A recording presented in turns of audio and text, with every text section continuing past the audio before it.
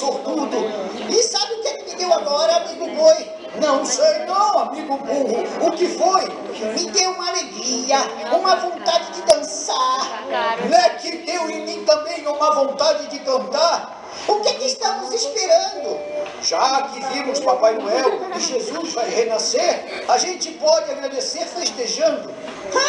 Então, solta o som. Então, que eu já estou começando. Solta o som.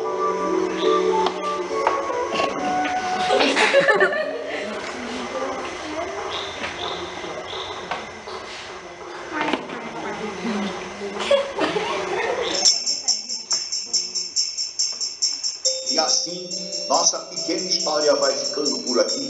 Esperamos que todos tenham gostado e que nesse ou em qualquer Natal ninguém fique entalado. Eu até mesmo diria, se for para entalar, que seja só na alegria. E se aparecer tristeza, para ela não dê moleza.